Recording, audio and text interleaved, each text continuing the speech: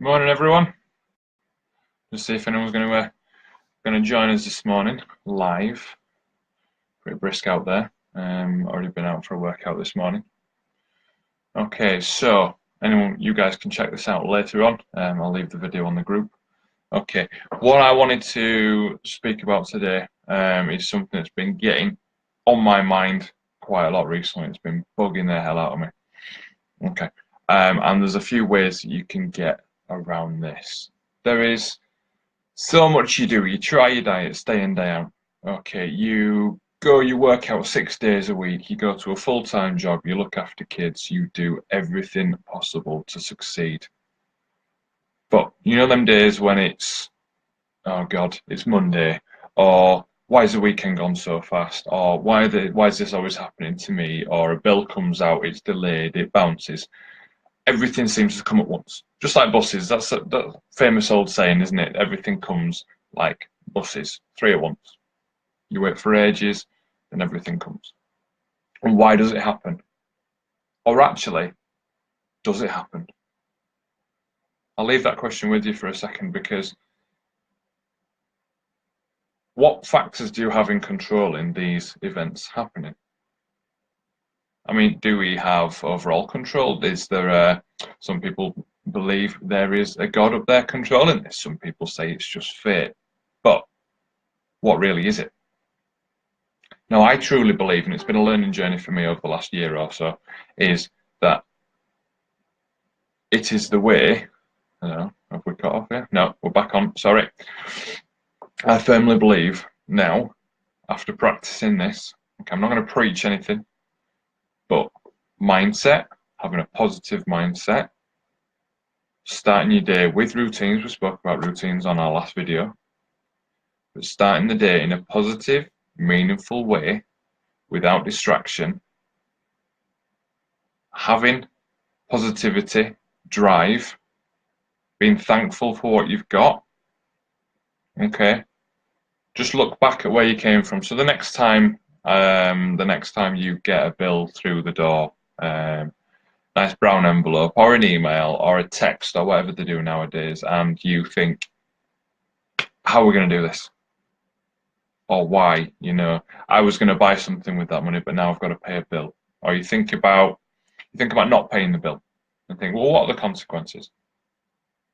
We all know there are consequences, but it's not about doing the wrong or the right thing. It's about being thankful for what you've got, keeping up what you're doing, because do you know what? It's got you so far. You were going to receive that bill. It might be you need to take a look at your accounts, or it might be the little things, the practical things like knowing and writing down, having a list of when all bills come out. That's just one example, and I don't want to go through every single suggestion on ways you can make things seem less bad. Okay, because that would take hours and hours and hours. Having said that, if there is anything that's particularly bugging, if there is anything that's particularly bugging you and you would like a little bit of insight, I'm by no means an expert. However, more than happy to suggest or have a chat with you to see if there is an alternative. Okay, so getting back to the big picture then. These small events are going to happen. Tell yourself they are always going to happen. The important thing is how you perceive, how you react, and how you move forward from what has just happened. Okay, so you get an injury, or you're late home from work, so you can't get to the gym because you've got the kids to pick up. That's a whole myriad of bad things. You feel stressed, you feel rushed about, you feel unhealthy because you haven't worked out. The reality is, the impact of not working out is a lot less than the impact on the stress you are putting yourself. The calmer you can keep yourself, the composed you can keep yourself, the less these events then ricochet onto other pieces of life. Because I guarantee you, if you're stressed about that on your way home, you get home and you can't enjoy your evening as much as you want, because you're still thinking about not working out. You're thinking about how you're going to make it up to yourself. You might even think about eating less because you haven't worked out. There's all these crazy things that follow on from these events, and they happen in your head. And ultimately, I believe it's your mind that is holding you back more than anything else. So dieting, okay, so let's have a look at weight loss or fat loss or whatever you're measuring, even muscle gain. What you're eating will determine how the work that you put in exercise or in the gym, or wherever, whatever that may be, what you're eating will determine how effective your results are. It's as simple as that. But is it easy to stick to a really strict diet? To prepare food the night before when you're really busy? To work a 12-hour shift, which some people do? You know, nurses. There are other works, other professions as well that require that. Is it easy to then come home and cook them? Or is it impossible? Is it given up as a bad job?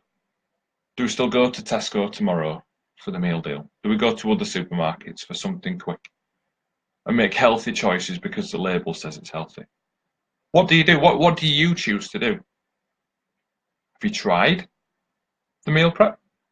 Have you tried being organised and thinking about what you're eating tomorrow? Because I guarantee if you think about what you're eating, you get it ready, you make it accessible. It is even more accessible to have it with you than it is to drive through the shop.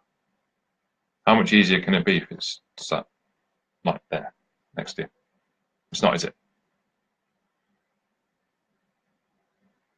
So we need to stop making excuses. Okay. I speak to a lot of people that medically, there are reasons why this journey is a lot more difficult. Now, that will take medication, it will take professional input. Again, not by myself, I'm no doctor.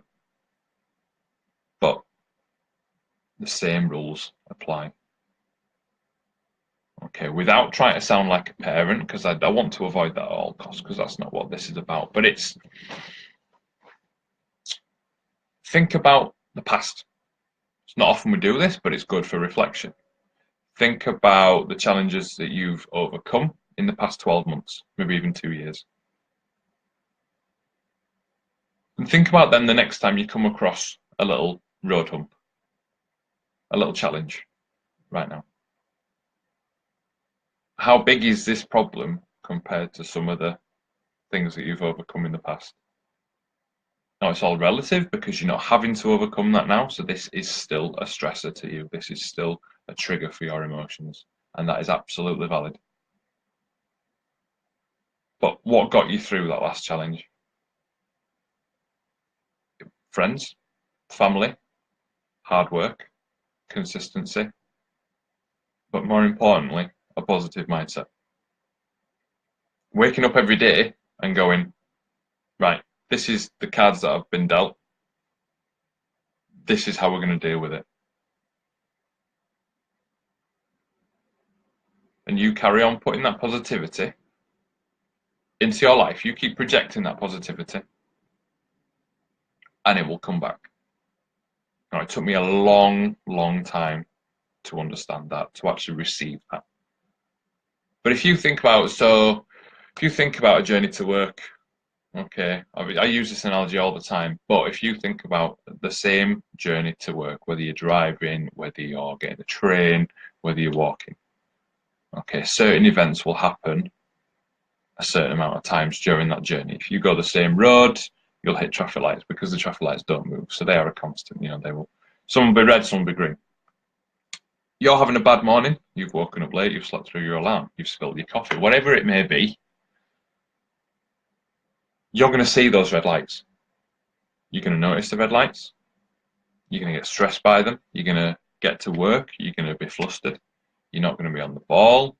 You're going to spend all morning thinking, when's it lunchtime? After it's lunchtime, you're probably going to grab something for lunch that you didn't want in the first place, but something that's good. Or it might just be the total opposite and just get a full-on, badass, crappy meal. I don't know, anything. And then you go into the afternoon and you think, when's home time? When's home time comes, you then drive home. You probably have a bad journey home. You get home, the house is untidy, you don't feel comfortable. It just snowballs, okay?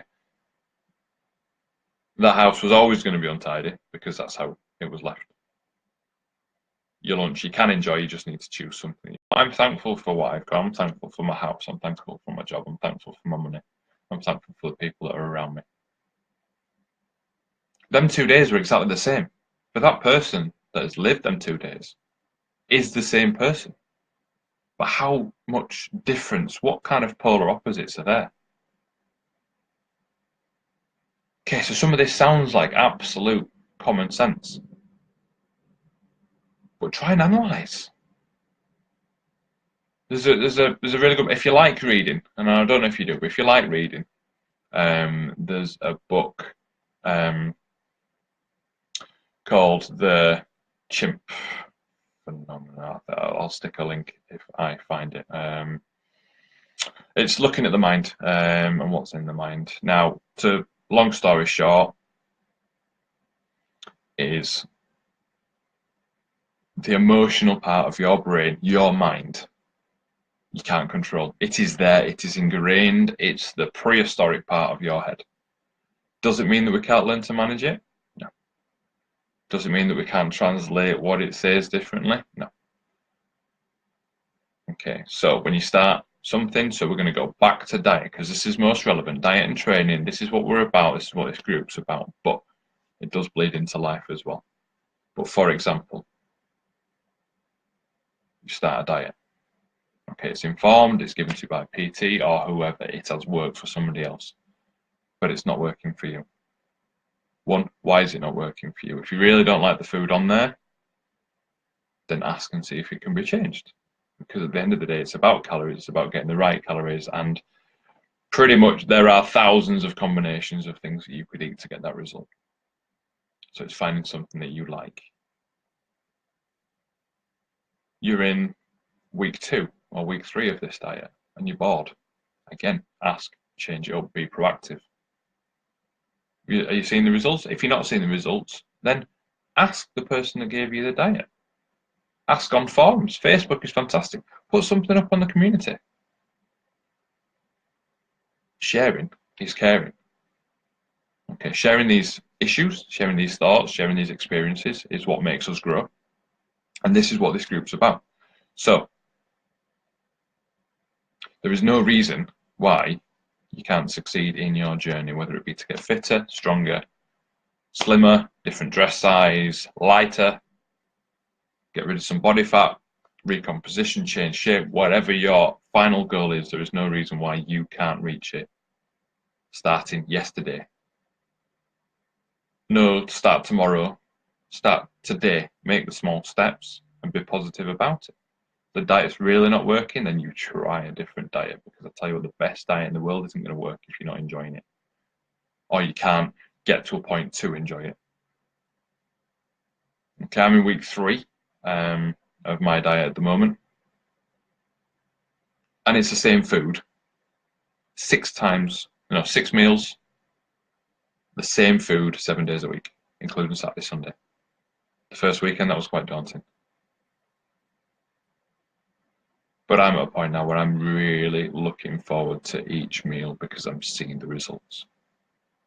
Now that is the extreme of dieting. It is being repetitive. For some people that works, for me that really works. Being repetitive, being structured, being consistent. Now, for the majority of people that ask me the best way to lose weight is looking at lifestyle. It is looking at what fits in for you. Now, I'm a personal trainer. Do many things, but my routine tends to be the same. So that fits in for me.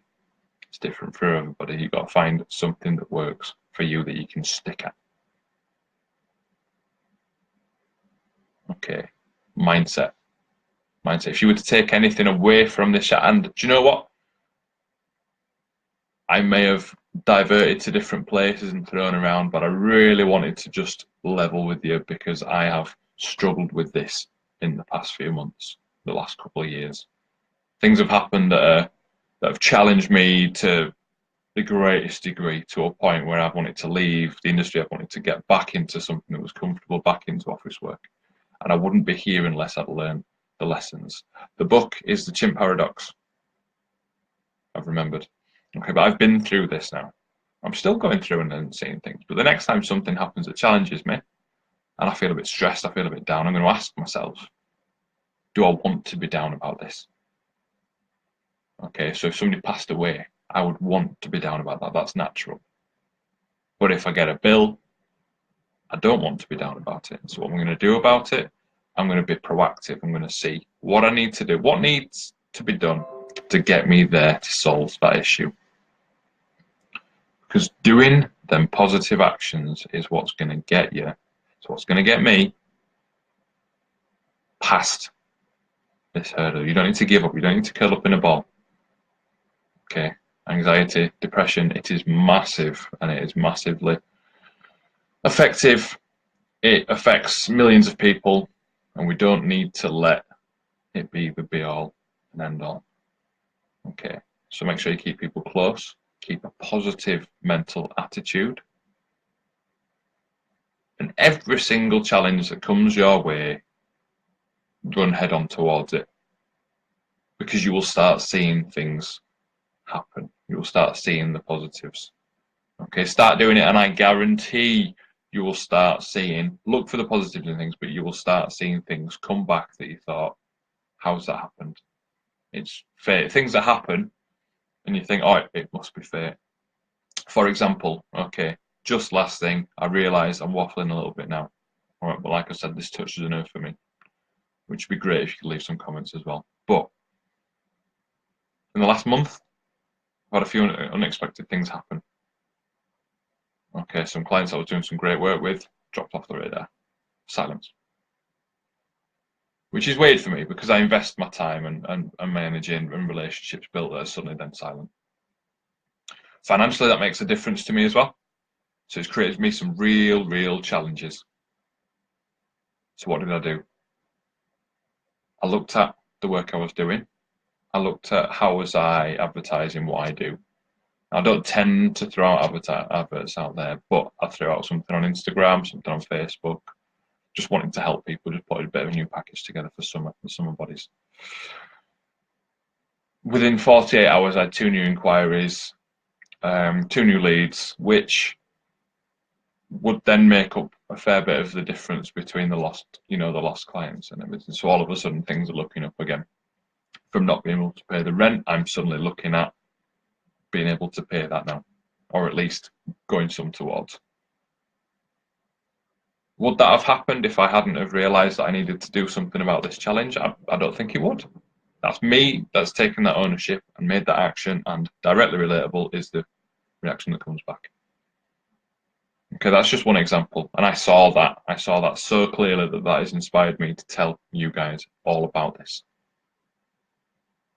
So please, the next time a challenge comes across you, think about whether you want to feel challenged by it, whether you want to feel upset, or whether it needs to be the spark that sets you going to get past it. Okay, please, any comments? I realise this could be quite difficult to listen to.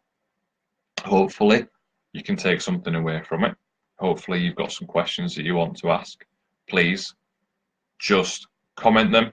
If you don't want to comment them, direct message me on my personal profile or Fitness Matters, and I'll spend the time chatting to you about it.